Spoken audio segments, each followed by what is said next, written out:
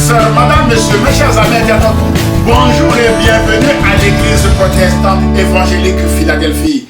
Ici votre bien-aimé, pasteur Célestin Zouga. Je suis toujours dans la joie de partager la parole de Dieu avec vous, mes chers amis internautes, parce que la Bible déclare, servez l'Éternel avec joie. Nous poursuivons notre série de messages sur proclamant la surabondance de la grâce de Dieu autour de nous. Frères et sœurs, aujourd'hui, je voudrais encourager particulièrement quelqu'un qui est accablé de partout parce qu'il a croisé Jésus, qui lui a accordé une grâce infinie de continuer de témoigner publiquement sa grâce, mes bien-aimés, malgré les agissements des jaloux. Avec le cas d'un homme aveugle de naissance dans l'évangile selon Jean au chapitre 9, mes bien-aimés de le Seigneur, que je vous invite à lire intégralement chez vous, mes chers amis internautes.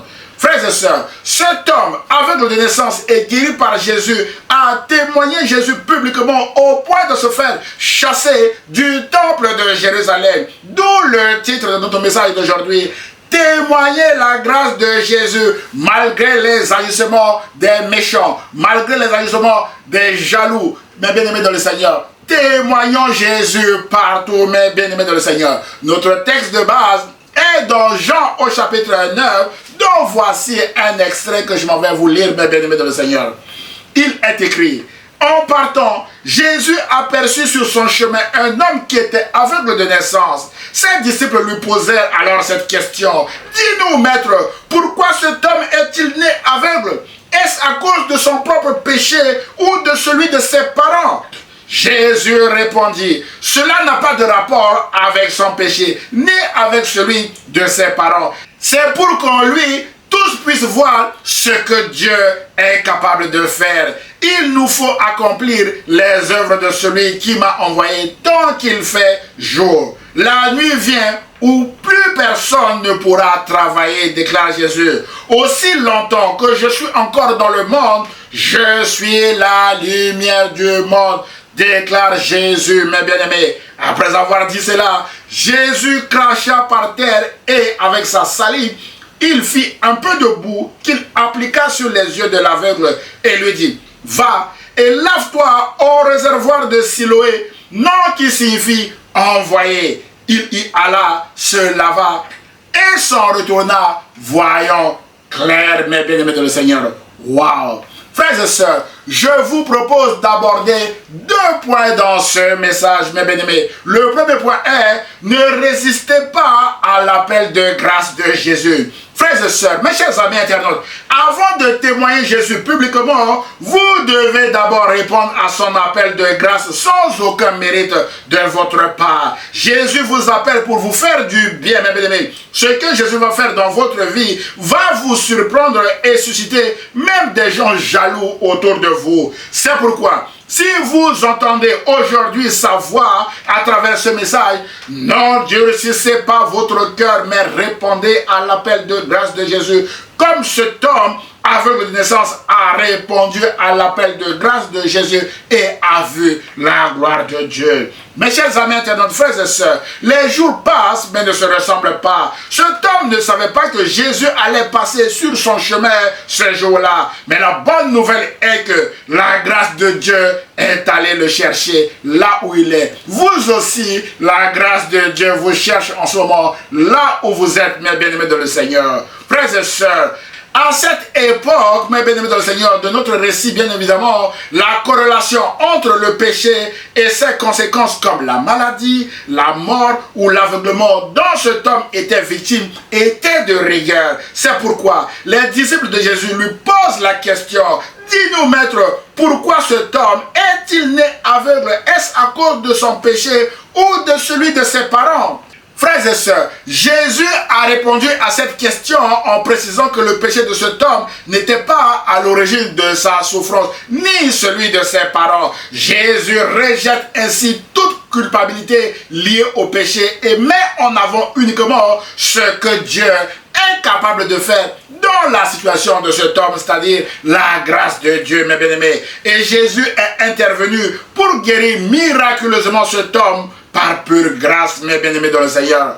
Et ses contemporains ont vu la gloire de Dieu ce jour-là. Frères et sœurs, l'homme guéri a déclaré au verset 17 de Jean chapitre 9 que Jésus est un prophète, c'est-à-dire un envoyé de Dieu. Autrement dit, cet homme a donné à Jésus le nom du réservoir de Siloé dans lequel il s'est lavé sur instruction de Jésus et il a recouvert la vue, mes bien-aimés. Mon frère, ma soeur, ce n'est pas la première fois que Jésus est appelé prophète ou encore envoyé de Dieu. Lorsque Jésus a révélé à la femme samaritaine sa situation matrimoniale, mes bien-aimés dans le Seigneur, sans la stigmatiser, celle-ci a déclaré à Jésus que Seigneur, je vois que tu es un prophète. D'après Jean chapitre 4 verset 19, à la fin de ce récit, tous les Samaritains ont applaudi Jésus comme étant le sauveur du monde et ils ont demandé à Jésus de rester avec eux.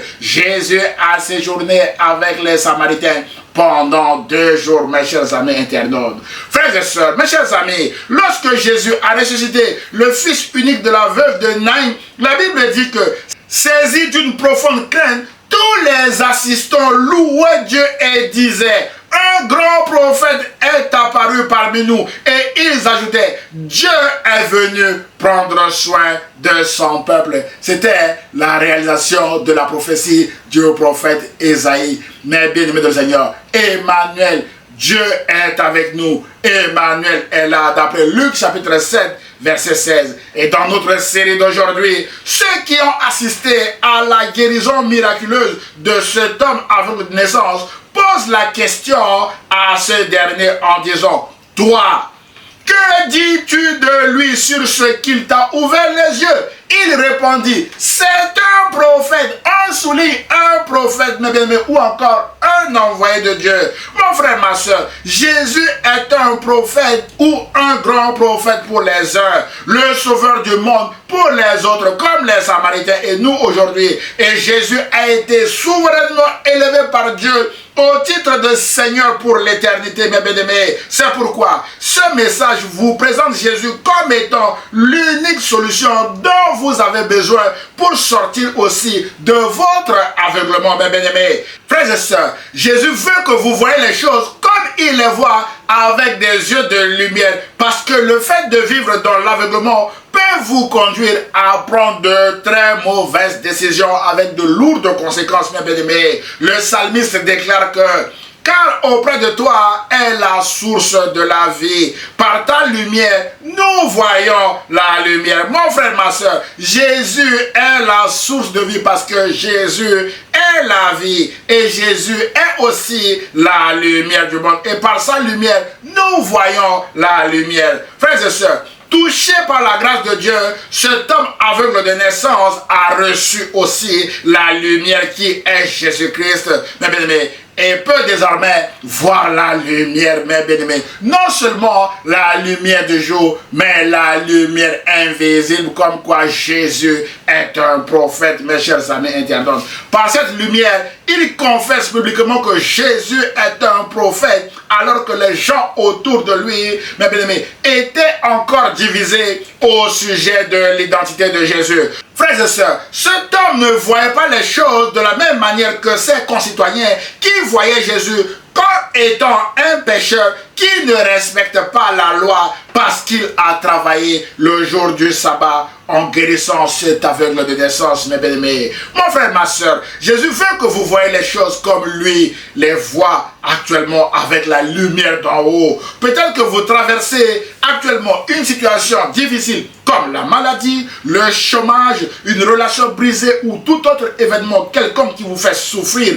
Mes bien-aimés, au lieu de regarder votre situation avec la lumière d'en haut, vous vous posez encore la question, comme les disciples de Jésus, pourquoi vous? Pourquoi moi, mes bien-aimés? Mon frère, ma soeur, écoutez ceci. Le pourquoi de votre situation n'intéresse pas Jésus. Ce qui intéresse Jésus est ce que Dieu est capable de faire dans votre situation actuelle. Voilà ce qui intéresse Jésus. Peut-être qu'à vos yeux, votre cas est impossible. Peut-être qu'à vos yeux, votre situation est irrémédiablement compromise. Mais notez que dans un autre récit, Jésus a dit, ce qui est impossible aux hommes est possible à Dieu. D'après Luc chapitre 18 verset 27. Et dans la suite de ce récit, cet aveugle de naissance a témoigné publiquement devant les pharisiens de la grandeur de Jésus en disant en Jean chapitre 9 verset 32 à 33 que jamais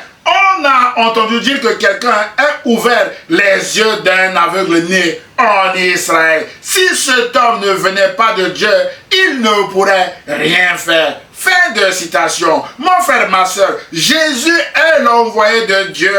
Et comme le Père a envoyé Jésus, Jésus m'a aussi envoyé vers vous pour vous dire que Jésus est capable de vous faire sortir de votre situation actuelle par pure grâce, mes bien-aimés. Pour cela, vous devez d'abord l'accepter comme votre Seigneur et Sauveur. Rappelez-vous que la grâce est une faveur imméritée de Dieu. Comme toute grâce, on peut l'accepter ou on peut la refuser. C'est votre volonté qui compte et Jésus respectera votre volonté, mes bien-aimés. Dans ce récit, cet homme aveugle de naissance a accepté la grâce de Jésus en faisant exactement ce que Jésus lui a dit de faire. Va et lave-toi au réservoir de Siloué, nom qui signifie envoyé. Il y alla, se lava et s'en retourna, voyant clair. D'après Jean chapitre 9 verset 7, mes bien-aimés. Frères et sœurs, à la fin de ce récit, Jésus a posé la question à cet homme encore, parce que Jésus tenait non seulement, mes bien-aimés dans le Seigneur, à son corps physique, mais surtout à son âme. Et Jésus lui a posé la question, crois-tu au Fils de Dieu? Il répondit, et qui est-il, Seigneur, afin que je croie en lui? Tu l'as vu, lui dit Jésus, et celui qui te parle, c'est lui. Et il dit à Jésus, je crois, Seigneur, et il se prosterna devant Jésus. D'après Jean chapitre 9, versets 35 à 39.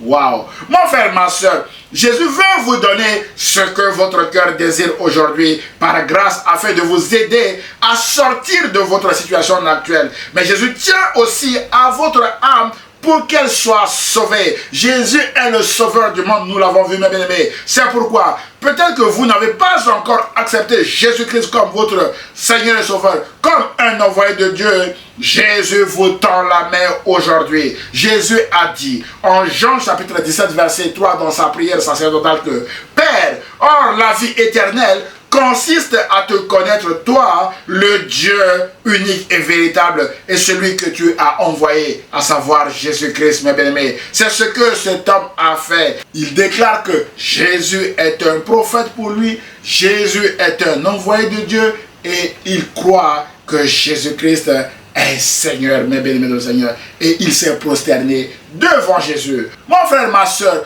tout genou fléchira devant Jésus. C'est pourquoi si vous n'avez pas encore fléchi le genou devant Jésus, Jésus vous invite aujourd'hui même à le faire en le recevant comme étant l'envoyé de Dieu. Mes bien-aimés du Seigneur, c'est un appel de grâce, mon frère, ma soeur. Ne résistez pas à cet appel. L'apôtre Paul a dit devant le roi Agrippa que, oh roi Agrippa, je n'ai point résisté à la vision céleste. Autrement dit, je n'ai point résisté à l'appel de Jésus. Mon frère, ma soeur, ne résistez pas à l'appel de Jésus, mais répondez à cet appel de grâce de Jésus. C'est alors que vous verrez la gloire de Jésus et vous témoignerez aussi de sa grandeur autour de vous. Comme cet homme a témoigné Jésus publiquement malgré les agissements des ennemis de la croix. C'est ce que nous allons voir maintenant dans le deuxième et dernier point de ce message. Point numéro 2. Témoigner Jésus publiquement malgré les agissements des ennemis de la croix. Mes chers amis internautes, frères et sœurs, tant que cet homme aveugle de naissance vivait sa vie de mendicité publique tranquillement parce qu'il n'avait pas la vue pour travailler et subvenir à ses besoins, cet homme ne dérangeait personne dans sa société. Ses voisins étaient tranquilles et gentils avec lui parce qu'il ne dérangeait personne. Les chefs religieux et politiques de sa ville ne lui prêtaient aucune attention nonobstant sa situation alarmante. Frères et sœurs, mais le jour où cet homme aveugle de naissance a croisé Jésus, sa vie a été complètement bouleversé par la grâce infinie de Jésus qu'il a miraculeusement guéri un jour du sabbat en violation de la loi de l'époque, mes chers amis internautes. Cet homme a recouvert la vue et de sérieux problèmes vont commencer avec ses voisins, avec ceux qui le connaissaient dans son état pitoyable, comme s'il ne voulait pas que cet homme soit guéri. Waouh! Mon frère, ma soeur, tant que vous n'avez pas encore reçu la grâce de Dieu, vous ne dérangez personne. Mais le jour où vous recevez la grâce de Jésus, le jour où vous êtes foudroyé par la grâce de Jésus, mes bien-aimés dans le Seigneur, vous allez inévitablement déranger des gens autour de vous. Mais la bonne nouvelle est que vous serez toujours victorieux comme cet homme. Frères et sœurs, la Bible déclare en Jean chapitre 9 verset 8 à 12 que ses voisins et ceux qui avaient l'habitude de le voir mendier dirent: cet homme, n'est-ce pas celui qui était toujours assis en train de mendier? Ils avaient l'habitude de poser ce genre de questions. Même sur Jésus, ils disaient: n'est-ce pas le fils du charpentier? C'était commun, mes bien-aimés, de poser cette question. Cet homme, n'est-ce pas celui qui était toujours assis en train de mendier? Les uns affirmaient: c'est bien lui. D'autres le niaient. Ce n'est pas lui, c'est quelqu'un qui lui ressemble. Quant à lui, il disait: c'est bien moi. Alors on le questionna: comment se fait-il que tes yeux se soient ouverts? Waouh! Il répondit: l'homme qui s'appelle Jésus a fait un peu de boue, m'en a frotté les yeux, puis il m'a dit: va à Siloué et lave-toi. J'y suis allé, je me suis lavé, et d'un coup, j'ai vu clair. D'un coup, mes bien-aimés, cet homme a vu clair. Ils lui demandèrent-ils: où est-il? Je n'en sais rien, répondit-il. Ils menèrent vers les pharisiens celui qui avait été aveugle. Waouh! Mes chers amis internautes, frères et sœurs, voilà un homme qui était toujours assis, en train de mendier. Un homme qui survivait en marge de la société, alors que les uns et les autres vaquaient à leurs occupations. Mais lui, il ne pouvait pas parce qu'il était bloqué par son aveuglement. Voilà un homme qui était bloqué par son handicap. Un homme qui était à l'arrêt, mes bien-aimés, et que Jésus vient de remettre debout ou en mouvement, mes bien-aimés dans le Seigneur. Mais ses voisins et ceux qui le connaissaient avant comme mendiant ne se réjouissent même pas de sa nouvelle situation. Ils vont même le questionner. Comment se fait-il que tes yeux se soient ouverts? Il a confessé publiquement que c'est l'homme qui s'appelle Jésus qui l'a guéri. Sur ce, ils ont décidé de l'amener chez les pharisiens, qui étaient les farouches opposants à Jésus, afin de le soumettre à des interrogatoires musclés, comme dans un tribunal. Waouh, mes bien-aimés dans le Seigneur. Frères et sœurs, mes chers amis internautes, ce phénomène-là aussi existe aujourd'hui, de nos jours. Certaines personnes vous aimeront tant que vous êtes dans la souffrance et dans l'aveuglement, mes bien-aimés. Par contre, ils ne supporteront pas le changement que Jésus apporte dans votre vie. Ils ne supporteront pas votre guérison. Ils ne supporteront pas votre promotion, votre victoire, votre réussite et votre élévation, mes bien-aimés. En un mot, ils ne supporteront pas que Jésus vous délivre de l'emprise de Satan, des chaînes de Satan. Dans ce récit, ce sont ceux qui connaissaient très bien la souffrance de cet homme aveugle de naissance, notamment ses voisins et ses proches, qui l'ont traîné devant le tribunal des pharisiens, mes bien-aimés.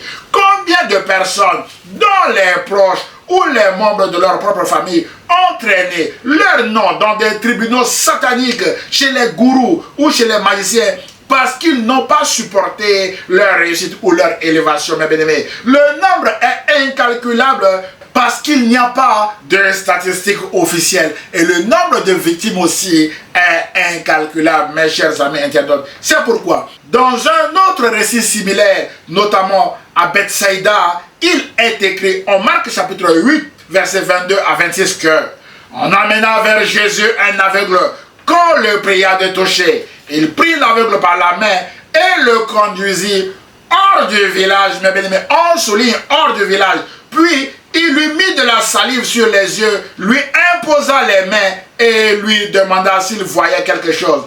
Il regarda et dit: j'aperçois les hommes, mais j'en vois comme des arbres et qui marche. Jésus lui mit de nouveau les mains sur les yeux, et quand l'aveugle le regarda fixement, il fut guéri et vit tout distinctement. Alors Jésus le renvoya dans sa maison en lui disant: n'entre plus dans ce village, ou encore retourne chez toi et ne rentre plus dans ce village. Passe par un autre village pour rentrer chez toi. Jésus a brisé tous les liens amicaux, familiaux et autres que cet homme avait dans ce village afin de le protéger, mes chers amis internautes. Frères et sœurs, c'est pourquoi soyez prudents dans vos relations avec les autres, parce que la grâce de Jésus peut susciter des jaloux autour de vous. Témoignez Jésus publiquement, sans crainte, mes bien-aimés, tout en restant prudents comme des serpents, comme Jésus nous l'a recommandé, mes bien-aimés. Frères et sœurs, si les voisins et les personnes qui connaissaient cet aveugle de naissance ne supportaient pas sa guérison, les autorités religieuses et politiques de l'époque, notamment les docteurs de la loi, les pharisiens, les scribes et autres, ne supportaient pas non plus la guérison miraculeuse de cet homme par Jésus, parce qu'ils ne supportaient pas aussi Jésus. Ils réfutaient l'idée selon laquelle Jésus était le Messie, et ce, par pure hypocrisie, mes bien-aimés. Ils savaient que Jésus était le Messie, mais ils refusaient de l'admettre, mes bien-aimés, parce que aussi, les œuvres de Jésus témoignaient en sa faveur qu'il était le Messie, mais ces hommes hypocrites refusaient, mes bien-aimés dans le Seigneur, d'écouter ce message. Ils refusaient, mes bien-aimés, d'admettre que Jésus était le Messie. Rappelez-vous de la déclaration de Nicodème, un de leurs, qui vint de lui dire à Jésus: Rabbi, nous savons que tu es un docteur venu de Dieu, car personne ne peut faire ces miracles que tu fais si Dieu n'est pas avec lui. Nicodème a tout dit, mes bien-aimés, d'après Jean chapitre 3, verset 2. Persistant dans leur hypocrisie, les pharisiens vont d'abord soumettre les parents de cet homme à un interrogatoire en leur disant: est-ce là votre fils que vous dites être né aveugle? Comment donc voit-il maintenant? Qui lui a ouvert les yeux? Il poussait les parents à dire que c'est Jésus. Et s'ils admettaient que c'est Jésus qui lui a ouvert les yeux, ils allaient être exclus des synagogues, mes bien-aimés du Seigneur. C'est ça le but poursuivi par les pharisiens. Alors, les parents de ce jeune homme vont dire aux pharisiens: interrogez-le lui-même, il a de l'âge, il parlera de ce qui le concerne. Il ne voulait pas rentrer dans ce petit jeu des pharisiens, mes chers amis internautes. Sur ce, les pharisiens décident à nouveau d'interroger cet homme en lui disant: donne gloire à Dieu. Voilà comment ils commencent, c'est de la ruse. Ils disent à cet homme-là: donne gloire à Dieu. Et écoutez ce qui va suivre. Nous savons que cet homme est un pécheur. Waouh! Autrement dit, pour donner gloire à Dieu, cet homme devait admettre devant les pharisiens que Jésus est un pécheur. Mais non, mon frère, ma soeur, touché par la grâce de Dieu, cet homme va se mettre à leur enseigner les saintes écritures qu'il voulait volontairement tordre, mes bien-aimés. L'aveugle guéri dit aux pharisiens que s'il est un pécheur ou non, je n'en sais rien du tout. Mais il y a une chose que je sais: j'étais aveugle et maintenant je vois. Wow! Amazing grace, mes bien-aimés dans le Seigneur. Maintenant je vois, mes bien-aimés. Et au verset 31, cet homme dit: nous savons que Dieu n'exauce point les pécheurs, mais si quelqu'un l'honore et fait sa volonté, c'est celui-là qu'il exauce. Jamais on a entendu dire que quelqu'un n'ait ouvert les yeux d'un aveugle né en Israël. Et Jésus l'a fait. Si cet homme ne venait pas de Dieu, il ne pourrait rien faire, déclare cet homme aveugle de naissance qui vient d'être guéri par Jésus. Mais bien aimé, voilà son sermon devant les pharisiens. Furieux d'entendre ce sermon, mes bien-aimés dans le Seigneur, les pharisiens lui répondirent: tu es né tout entier dans le péché. Les pharisiens retiennent encore que cet homme est né dans le péché. Et c'est à cause de ses péchés, mes bien-aimés, qu'il est né aveugle. Et les pharisiens disent: tu es né tout entier dans le péché et tu nous enseignes. Il le chassait alors du temple.